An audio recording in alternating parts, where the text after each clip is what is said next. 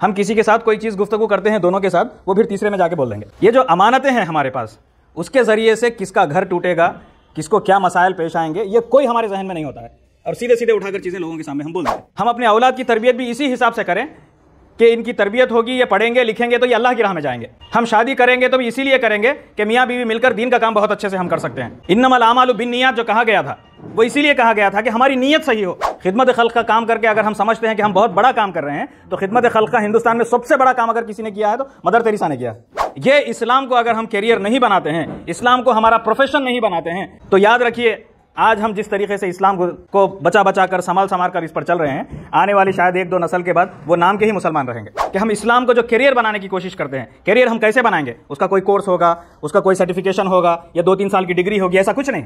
आज तो दुश्मन इस्लाम के लिए जो करोड़ों का अरबों का पैसा खर्च कर रहा है, हम उसका फ्रैक्शन भी खर्च नहीं कर रहे हैं कि इस्लाम को प्रमोट करने के लिए। आप अपना कैरियर, आप अपनी सलाहियतें, आप अपना पैसा, आप अपना वक्त जितना आप अल्लाह की राह में लगाएंगे, उतना ज्यादा अल्लाह ताला उसमें आपको बरकत देगा। अगर हम समझते हैं कि देने से कोई चीज खत्म होती है, तो हम अभी तक इस्लाम को नहीं समझे हैं, माजिरत के साथ।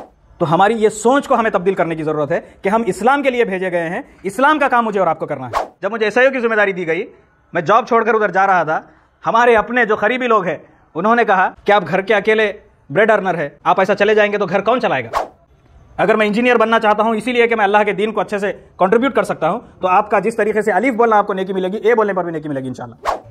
महीने को थोड़ा बहुत ज़कात दे देंगे, कुछ पैसा कोई कैंपेन आ गया तो लगा देंगे, किसी इज्तिमा में कुछ लगा देंगे और समझेंगे कि हम दीन का काम कर रहे हैं। नहीं कर रहे हैं हम दीन का। बिस्मिल्लाहिर्रहमानिर्रहीम। आज मुझे हुक्म दिया गया है कि इस्लाम एज ए कैरियर पर कुछ चीज़ें आपके सामने रखने की कोशिश करूँ। इससे कबल कि मैं अपनी गुफ्तगू को शुरू करूँ, 1-2 सवालात मेरे जहन में हैं, वो आपके सामने भी रखता हूँ ताकि आप लोग भी उस पर गौर करें और उस पर रोशनी डालने की कोशिश करें। हम बहुत सारी चीज़ें अपनी ज़िंदगी में मुख्तलिफ़ मौक़ों पर, मुख्तलिफ़ सिनेरियोज़ में करने की कोशिश करते हैं। अगर हमसे पूछा जाए, या यहाँ जितने लोग बैठे हुए हैं, कुछ पढ़ने लिखने वाले होंगे, स्टूडेंट्स हैं, कुछ जॉब करने वाले हैं या कुछ कारोबार करने वाले लोग हैं, हम में से किसी को भी ये सवाल किया जाए कि हम अगर बिज़नेस कर रहे हैं या जॉब कर रहे हैं, उसका मकसद क्या है, तो अक्सर लोगों की तादाद यही होगी, उनमें से अक्सर लोग यही कह सकते हैं कि हम हलाल रिस्क कमाना चाहते हैं और हम जो है अपनी औलाद को अच्छी तरबियत देना चाहते हैं। अगर किसी के घर में लड़कियां हैं तो बोलेंगे कि लड़कियों की शादी करना ये हमारी ज़िम्मेदारी है, इसीलिए हम ये जिद्दोजहद कर रहे हैं। या वालिदैन को उनकी अच्छी खिदमत कर सकें, ये नीयत से हम वो कर रहे हैं। बाज़ लोगों का ये भी ख्याल हो सकता है कि हमको नेक अच्छी सालेह बीवी मिले, इसलिए हम अच्छा पढ़ लिख के आगे बढ़ रहे हैं या कोई अच्छा जॉब या कारोबार करने की कोशिश कर रहे हैं। तो इस तरीके की बहुत सारी चीज़ें हमारे जहन में आती हैं। वही चीज़ को थोड़ा अल्फाज को आगे पीछे करते हुए अगर सवाल किया जाए कि हम दुनिया में क्यों आए हैं, यही सवाल अगर आपके दरमियान में अगर मैं ये सवाल करूं कि हम दुनिया में क्यों आए हैं, मेरा ख्याल है कि पूरे लोग, मुझे उम्मीद है कि सब लोग यही कहेंगे कि हम अल्लाह को खुश करने के लिए, जन्नत हासिल करने के लिए इस दुनिया में आए। पहले सवाल में और दूसरे सवाल में क्या फ़र्क है? सवाल तो वही था, लेकिन पूछने का ढंग या पूछने का अंदाज़ अलग था।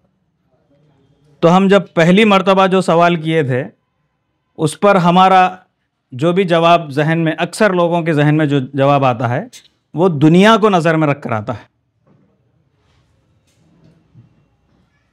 दूसरा सवाल, वही बात को दूसरे अंदाज से आपके सामने जब पेश की जाती है, तो हमारा कंसर्न होता है कि हम अल्लाह को खुश करने के लिए यहाँ आए। आप में से बहुत सारे लोग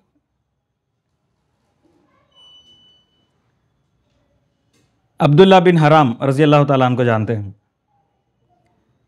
जाबिर बिन अब्दुल्ला रज़ी अल्लाह ताला अन्हु के वालिद साहब। बहुत कम उनका वाक़या सीरत में आता है, बहुत रेयरली उनका डिस्कशन होता है। वो शहीद हुए थे जंग उहद में, और इस्लामी तारीख़ में जंग उहद में बहुत ज़्यादा नुकसान अल्लाह के रसूल सल्लल्लाहु अलैहि वसल्लम का और ईमान वालों का हुआ था। अब्दुल्ला बिन जाबिर रज़ी अल्लाह ताला अन्हु और अब्दुल्ला बिन हराम रज़ी अल्लाह ताला अन्हु बाप बेटे थे।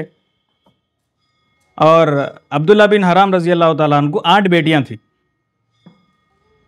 8 बेटियां थी उनकी। और चूंकि 2 ही लोग मर्द हजरात घर में थे, तो अगर कोई जंग में जाएगा तो दूसरा घर पे रहना ज़रूरी था। कौन जाएगा जंग में?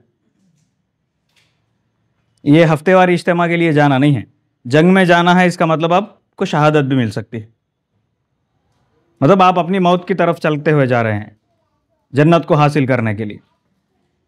तो वो बाप बेटे का ईमान देखिए, वो खुर्रा डालते थे कि जिसका नाम आएगा वो जंग में जाएगा। बेटा बाप को बोलता था कि मैं जो है नौजवान हूँ, मैं जंग में जाऊँगा, तो बाप का कहना यह था कि तुम शहीद होना चाहते हो तो मैं भी शहीद होना चाहता हूँ, मैं भी उसी इस्लाम पर ईमान लाया हूँ, मैं भी वही मोहम्मद रसूलुल्लाह सल्लल्लाहु अलैहि वसल्लम पर ईमान रखता हूँ। तो ये जो तड़प थी ये इस्लाम के लिए थी। पहली मर्तबा जब खुर्रा डाले थे तो जाबिर बिन अब्दुल्ला रज़ी अल्लाह ताला अन्हु का नाम आया, तो जंग बदर में पार्टिसिपेट किए थे।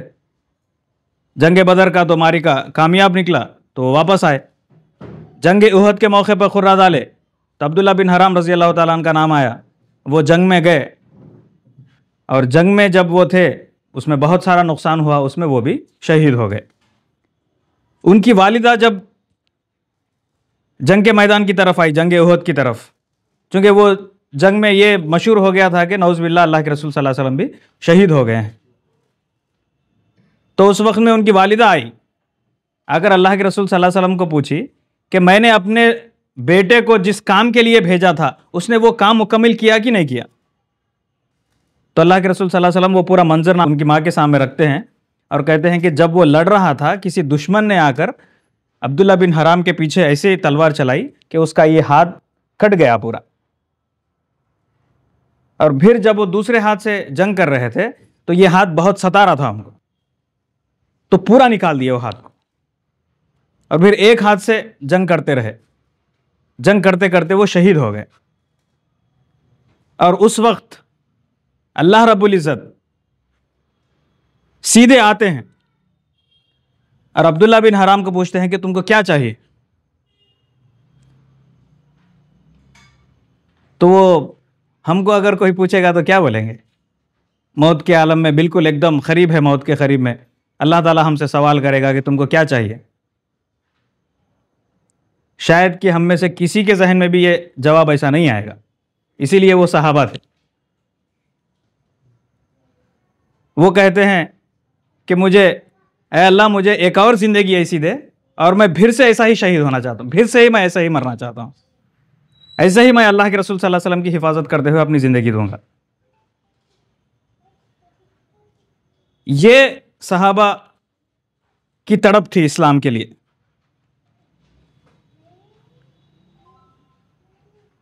मुसैब बिन उमैर रज़ी अल्लाह ताला अन्हु, उनकी खासियत, अल्लाह के रसूल सल्लल्लाहु अलैहि वसल्लम हर एक के अंदर एक खासियत ढूंढते थे, तो मुसैब बिन उमैर रज़ी अल्लाह ताला अन्हु के ताल्लुक़ से भी एक खासियत थी। उनकी उस खासियत को देखकर अल्लाह के रसूल सल्लल्लाहु अलैहि वसल्लम बहुत सारे राज उनको बताते थे। और मुसैब बिन उमैर रज़ी अल्लाह ताला अन्हु इस्लामिक हिस्ट्री में उनका नाम ऐसे जाना जाता है कि वो अल्लाह के रसूल सल्लल्लाहु अलैहि वसल्लम के राजदान थे। ये एक बहुत बड़ी इम्तियाजी चीज़ है, ये आज हमारे लिए सबसे बड़ा एक लेसन, एक सबक हमारे लिए है। हम किसी के साथ कोई चीज़ गुफ्तगू करते हैं दोनों के साथ, वो फिर तीसरे में जाके बोल देंगे। किसी दोस्तों में बात होती है तो उनके घर तक पहुंचा दी जाएगी। चाय पे बैठकर किसी के ताल्लुक से बात करेंगे तो किसी और के पास जाकर उसको सुना देंगे। किसी दीनी इज्तिमा में बैठकर यहाँ पर कोई गुफ्तगू होगी, यहाँ पर कोई बात होगी, तो वो बाहर निकलकर किसी और के सामने चले जाएगी। ये जो अमानतें हैं हमारे पास, उसके ज़रिए से किसका घर टूटेगा, किसको क्या मसाइल पेश आएंगे, ये कोई हमारे जहन में नहीं होता है, और सीधे सीधे उठाकर चीज़ें लोगों के सामने हम बोल देते हैं। अल्लाह के रसूल सल्लल्लाहु अलैहि वसल्लम के राजदां एक सहाबी, उनको अल्लाह के रसूल सल्लल्लाहु अलैहि वसल्लम बहुत सारी ऐसी चीज़ें बोलते थे। उसके नतीजे में जब अल्लाह के रसूल सल्लल्लाहु अलैहि वसल्लम इस दुनिया से पर्दा फरमाए तो किसी की भी मौत होती थी मदीना मुनव्वरा में, तो अबू बकर सिद्दीक़ रज़ी अल्लाह ताला अन्हु, उमर फारूक रज़ी अल्लाह ताला अन्हु, ये लोग जो है इंतज़ार करते थे कि उस जनाजे में मुसैब बिन उमैर आए कि नहीं आए, चूंकि उनको मालूम था कि अल्लाह के रसूल सल्लल्लाहु अलैहि वसल्लम उनको बताए हैं कि वो मुनाफिक है। तो ये जो कैफियत एक सहाबी के पास थी, राजों को छुपाना और आखिरी वक्त तक उसको नहीं बताना, हुज़ैफा रज़ी अल्लाह ताला अन्हु, माज़िरत के साथ हुज़ैफा रज़ी अल्लाह ताला अन्हु, उनकी ये जो खासियत थी, उस खासियत को अगर वो आज हमारे दरमियान में होते तो हमको क्या बोलते।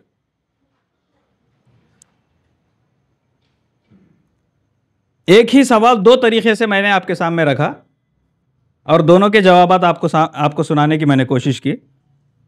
अक्सर लोग शायद उस पर इत्मीनान थे, ज़रूरी नहीं है कि सब इत्मीनान हो उस पर। अगर एक ही सवाल के लिए दो अलग अलग हमारे पास जवाबात है, हमारा जहन दो अलग अलग तरफ चलता है, तो हमको क्या कहेंगे हुज़ैफा रज़ी अल्लाह ताला अन्हु अगर हमारे दरमियान में होते। ये मुझे और आपको सोचने की ज़रूरत है।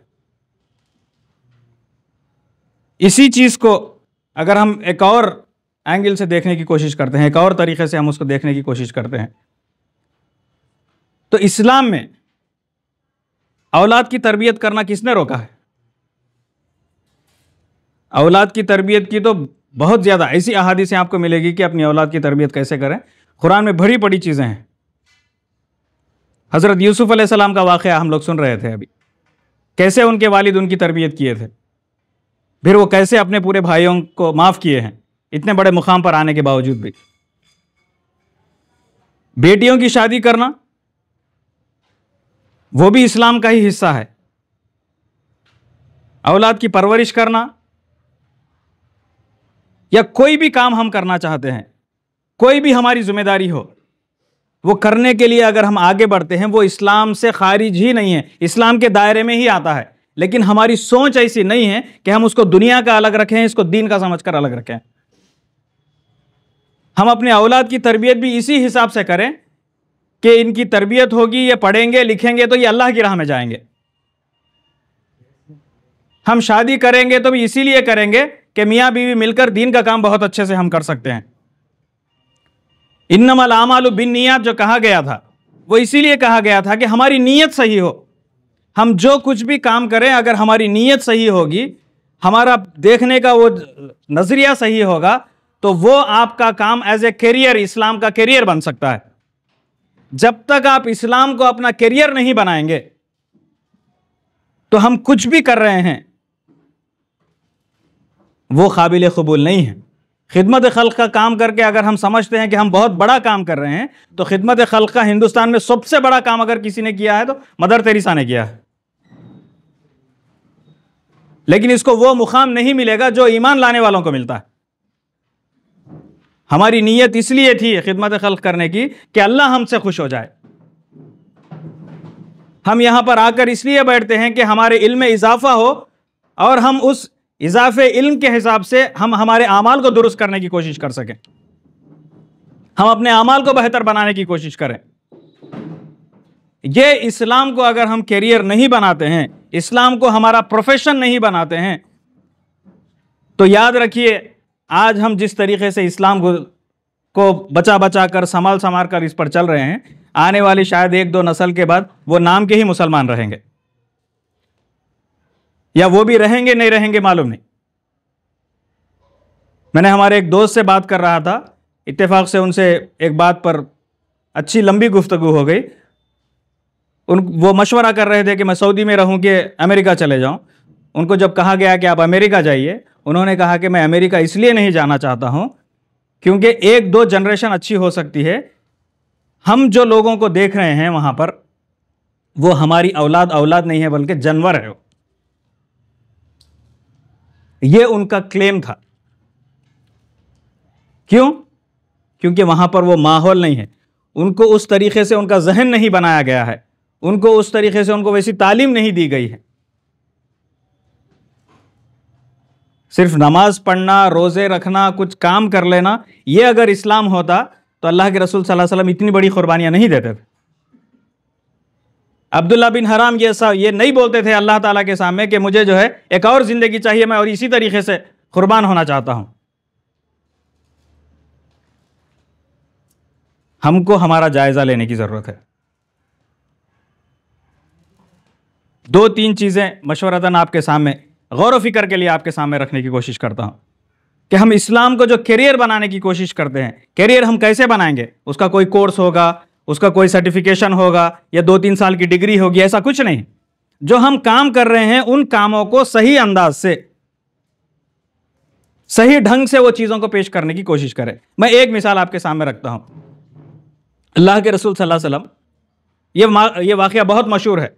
हम जब छोटे थे तो हर ईद में ये वाक़या सुनाया जाता था। अल्लाह के रसूल सल्लल्लाहु अलैहि वसल्लम ईद की नमाज़ के लिए आ रहे थे, एक बच्चा रो रहा था तो वो उठा लिए, उसको घर को लेके गए, उसकी साफ़ सफाई उसकी हो गई, फिर वो नमाज को आया। वो अल्लाह के रसूल सल्लल्लाहु अलैहि वसल्लम ने उनसे कहा कि आज से मैं तुम्हारा बाप हूँ। आप अल्लाह के रसूल सल्लल्लाहु अलैहि वसल्लम की पूरी हिस्ट्री उठाकर देखिए, उसमें अल्लाह के रसूल सल्लल्लाहु अलैहि वसल्लम ने लोगों को अडॉप्ट किया, अपने घर में, अपने घर में रखे, अपने घर में उनको तालीम दी, अपने घर में उनकी तरबियत की, और फिर वो यहां से निकले, इस्लाम के लिए अपने आप को लगा दिए पूरे रिस्पेक्ट के साथ। हम में से कोई भी ऐसे नहीं है किसी को अडॉप्ट करके अभी तक रखे हैं घर में अपने। अगर रखे हैं काबिल कबूल है, आप लोग नहीं रखे हैं तो आप लोग को सोचने की जरूरत है।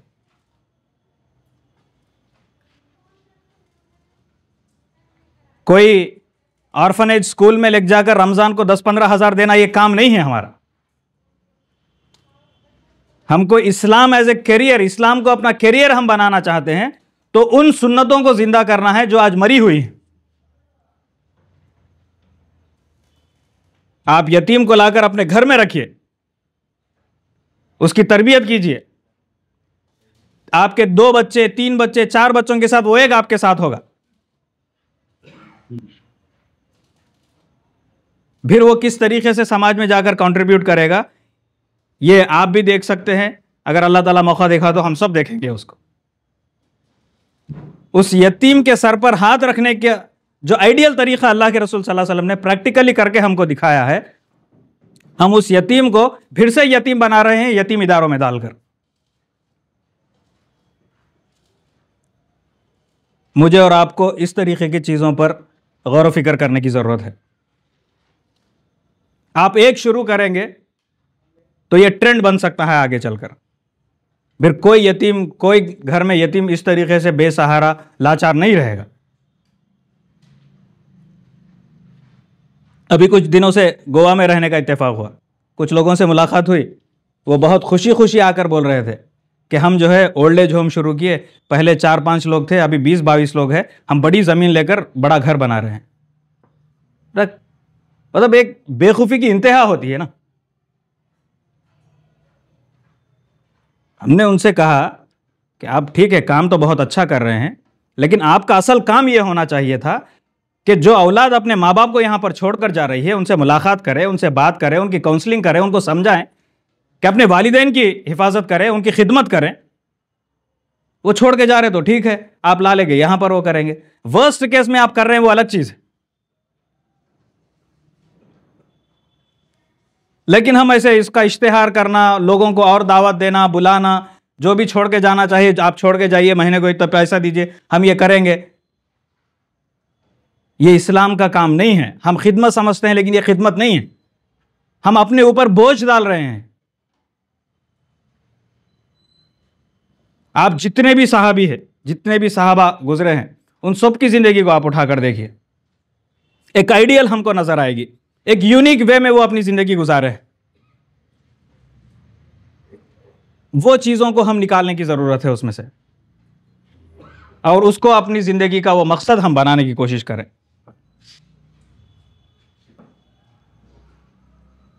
ऐसे बहुत सारी चीजें हमको सीरत से मिलती है जो हम आज समाज में उसको ढूंढने पर भी हमको नजर नहीं आती।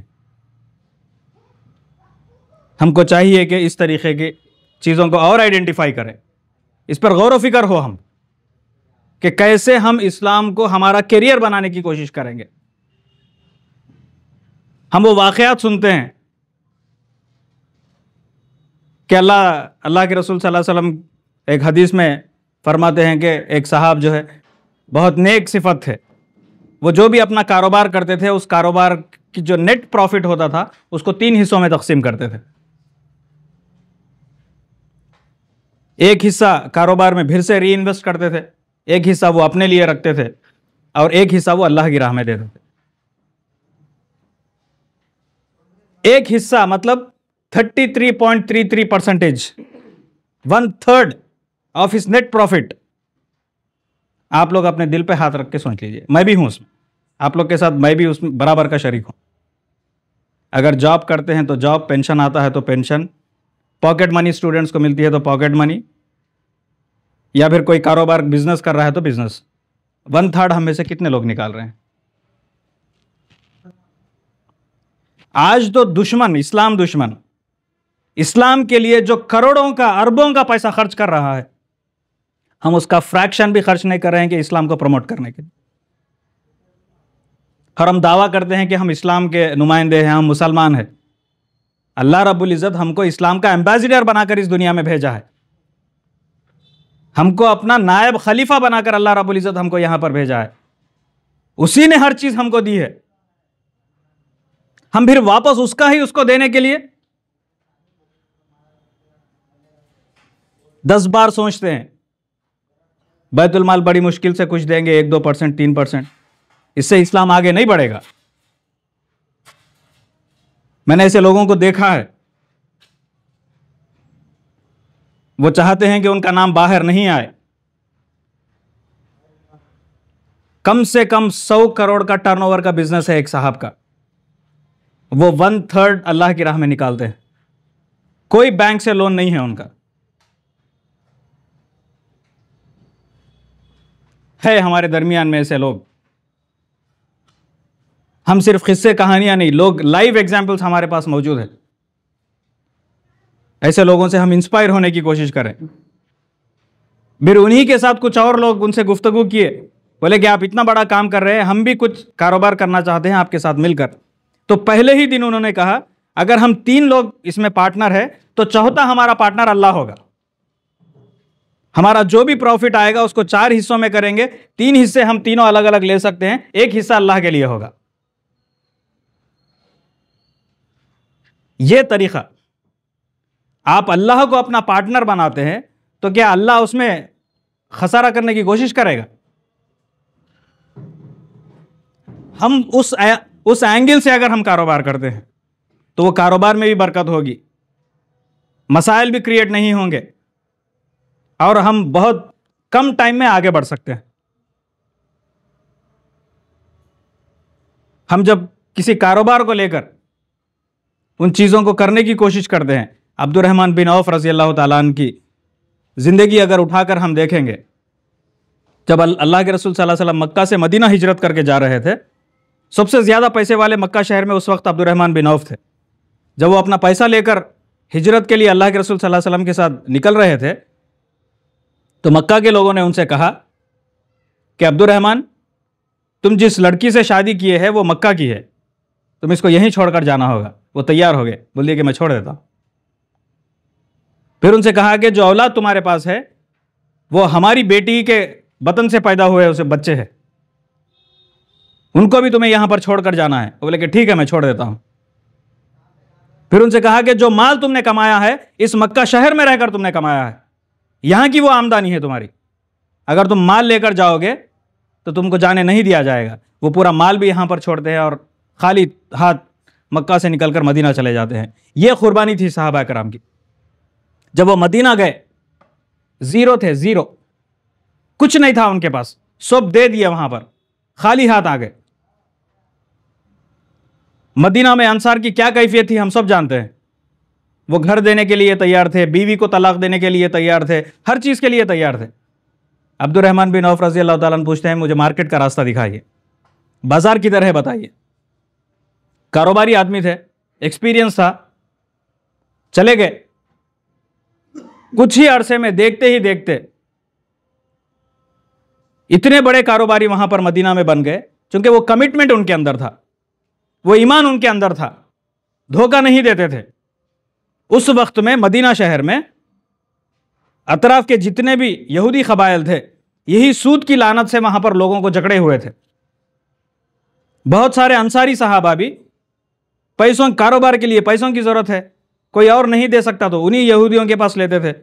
जब वो सूद के ऊपर पैसा वापस नहीं कर सकते थे, या तो वो उनका कारोबार हड़प लेते थे या उनकी ज़मीन ले लेते थे। इस तरीके से वहाँ पर लोगों को पूरा ये सूद की जाल में फंसा कर रख दिए थे। ऐसे उसमें अल्लाह के रसूल सल्लल्लाहु अलैहि वसल्लम अब्दुर्रहमान बिन औफ एक ऑल्टरनेट तरीका लोगों के सामने पेश करते हैं। जीरो इंटरेस्ट की बुनियाद पर लोगों को पैसा देंगे हम। इस्लामिक फाइनेंस वहां से वजूद में आता है।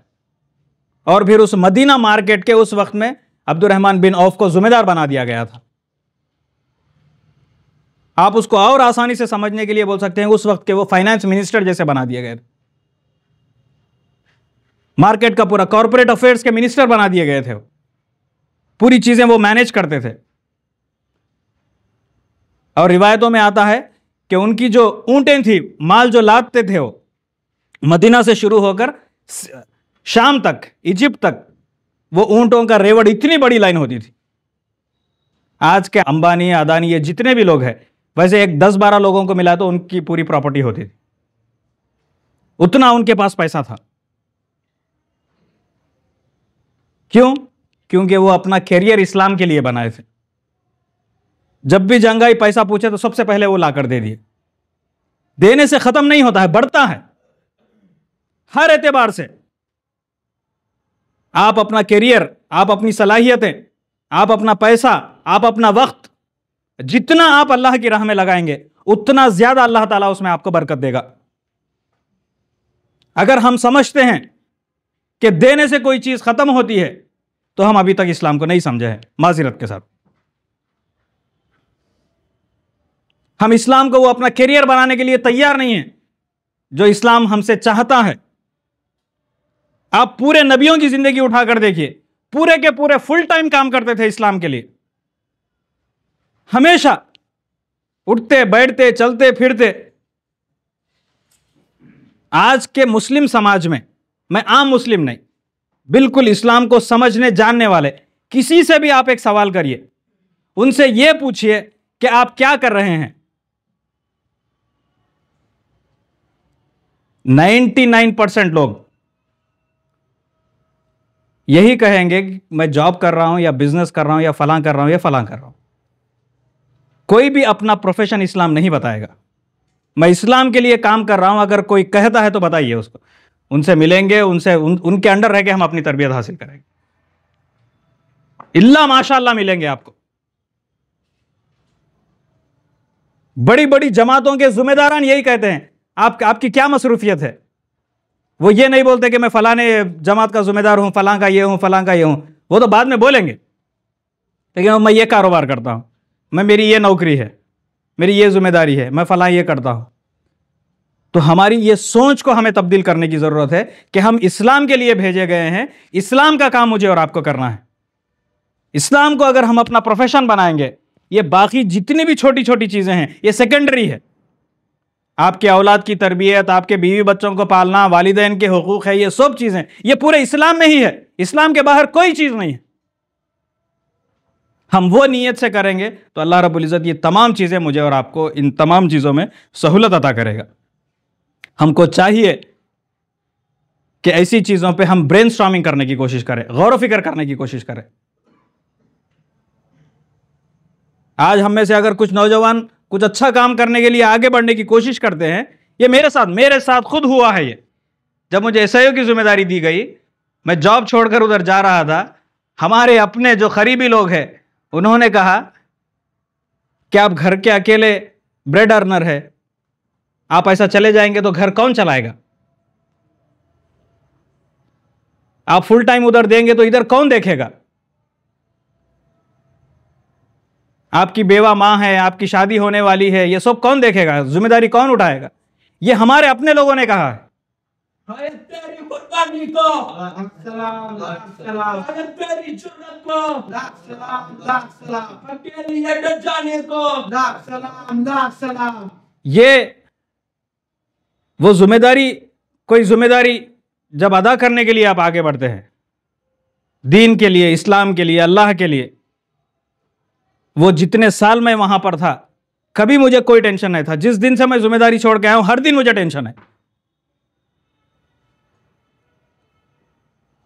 तो अल्लाह ताला भी आपके साथ उसी तरीके से मदद करेगा जिस नीयत से आप अल्लाह की राह में निकलते हैं, जिस नीयत से आप अल्लाह की राह में अपने आप को खपाने की कोशिश करते हैं। तो हमारा जो कैरियर है, हम जो पढ़ने के लिए लोगों को कहते हैं, हम इल्म हासिल करने के लिए जो लोगों को कहते हैं, वो अच्छे बैंक बैलेंस, अच्छी कमाई और अच्छे चीजों के लिए नहीं है, बल्कि अच्छे इस्लाम को कंट्रीब्यूट करने के लिए। हमको बेहतरीन सलाहियत के लोग चाहिए, सिर्फ उसी लिए कि यहां पर अल्लाह के जमीन पे अल्लाह का दीन कम से कम वक्त में बेहतरीन से बेहतरीन तरीके से हम उसको काम करके दिखाएं। इस नीयत से हम अपना कैरियर बनाते हैं। इस नीयत से अगर हम काम करते हैं तो वो दिन जरूर आएगा कि जिस मकसद के लिए एक प्लेटफॉर्म बनाकर बुजुर्ग लोगों ने यहां पर एक बड़ी काफी कोशिश की थी, मेहनत की थी। आप थोड़ा पीछे जाकर इस्लामी हिस्ट्री उठाकर देखेंगे, 1920 के बाद से खिलाफत, जब उस्मानी खिलाफत खत्म हो गई, कोई हमारा लीडर, कोई हमारा इमाम मौजूद नहीं था दुनिया में। तो हिंदुस्तान में मौलाना मौदूदी रहमतुल्लाह अलैह, मिस्र में हसनुल बन्ना शहीद रहमतुल्लाह अलैह, कहीं और किसी और मुकाम पर कोई और ठहर गया। तो ये सबका कंसर्न यही था कि हमको कोई रहनुमाई करने वाला चाहिए, हमको आज के हालात के हिसाब से इस्लाम को गाइड करने वाला कोई चाहिए। तो उन लोगों ने तहरीक इस्लामी बनाई, कॉमन मिशन है लेकिन अलग अलग नाम से कर सकते हैं, और पूरे लोगों को इकट्ठा किया और कहा कि यहां पर बासलाहियत लोग यहां पर आकर अगर काम करने की कोशिश करेंगे तो फिर वो दौर जरूर आएगा जिस दौर की मिसालें आज मैं और आप दे रहे हैं। तो हमको चाहिए कि हम जो है अपनी जिंदगी को इस्लाम के लिए लगाने की कोशिश करें, सिर्फ और सिर्फ इस्लाम के लिए। आप जितने भी काम कर रहे हैं वो इस्लाम के दायरे में ही है। मुझे पूरी उम्मीद है जितने लोग यहां पर बैठे हैं कोई हरामी काम नहीं कर रहा है, 100% मैं ये कह सकता हूं। लेकिन हमारी जो सोच है ना, वो इस्लाम के लिए नहीं है। सिर्फ हमारी सोच को अगर हम बदलेंगे, मेरा ये ग्लास उठाना, पानी उठाना भी अल्लाह के लिए है, ये नीयत से अगर मैं उठाता हूं तो ये भी नेकी है। अगर मैं इंजीनियर बनना चाहता हूं इसीलिए कि मैं अल्लाह के दीन को अच्छे से कंट्रीब्यूट कर सकता हूं, तो आपका जिस तरीके से अलीफ बोलना आपको नेकी मिलेगी, ए बोलने पर भी नेकी मिलेगी इंशाअल्लाह। हमको चाहिए कि जिस तरीके से हम अपने आप को तैयार करते हैं, हम अपनी आने वाली जनरेशन को भी उसी तरीके से तैयार करें। आप लोग जानते होंगे अब्दुल बासित अनवर साहब, हाल ही में उनका इंतकाल हुआ। पूरी ज़िंदगी वो तहरीक इस्लामी के लिए लगाए हैं। आखिरी उनके इंतकाल से एक दिन पहले 40-42 मिनट उनसे फ़ोन पे बात हुई मेरी। मैं उनसे पूछा कि आपकी जो ज़िंदगी में ये तमाम चीज़ें आप जो कर रहे थे, इसके पीछे रीज़न क्या था? तो कहे कि इसके पीछे रीज़न मेरे वालिद साहब थे। हम 2 भाई थे, वालिद साहब ने हम दोनों भाइयों को बिठाया। उस वक्त मैं एसआईओ का ज़िम्मेदार था, वो पहले सदर हल्का थे एसआईओ आंध्र प्रदेश के, जब एसआईओ बनी 1982 में। तो उन्होंने कहा कि मेरे वालिद साहब ने कहा कि बासित जो है दीन के लिए काम करेगा, छोटा भाई तुम्हारा जो है वो कारोबार संभालेगा और तुम्हारी पूरी किफालत ये करेगा। ये तरबियत अगर हम अपनी औलाद के साथ करेंगे, 2 बेटे आपके हैं तो आप बोलिए, 2 नहीं, 1 रहे तो 1 को भी देना है आपको। असल में इब्राहिम अलैहिस्सलाम क्या किए? 1 को ही जुबा करने चले गए, वो भी किस वक्त? बुढ़ापे की उम्र में। यहां तो हम 2 की बात कर रहे हैं, लेवल हमारा कम हो गया ना। 2 रहे तो 2 में से 1 दे, 2 तो दूर की बात, 4-5 रहे तो 1 अमेरिका में रहेगा, एक कनाडा में रहेगा, एक ऑस्ट्रेलिया में रहेगा, एक फला रहेगा, एक फला रहेगा। महीने को थोड़ा बहुत ज़कात दे देंगे, कुछ पैसा कोई कैंपेन आ गया तो लगा देंगे, किसी इज्तिमा में कुछ लगा देंगे और समझेंगे कि हम दीन का काम कर रहे हैं। नहीं कर रहे हैं हम दीन का काम। तो अगर हम इस्लाम को अपना कैरियर नहीं बना सकते हैं तो ये सब गुफ्तगू, ये सब चीज़ें, इस तरीके की पूरी जितनी भी चीज़ें हमारे दरमियान में आते रहेगी, ये हम सुनेंगे, चले जाएंगे, यहाँ से उठेंगे, बहुत ज़बरदस्त तकरीर करे अजहर साहब बोल के सब हाथ मिला के चले जाते। कल से अगर कोई अमल नहीं है तो यहाँ बैठना भी कोई हमारा फ़ायदा नहीं है। अल्लाह से दुआ है कि अल्लाह ताला मुझे और आपको सुनने से ज़्यादा अमल करने की तौफीक अता फरमाए। व आखिर दावाना अल्हम्दुलिल्लाहि रब्बिल आलमीन।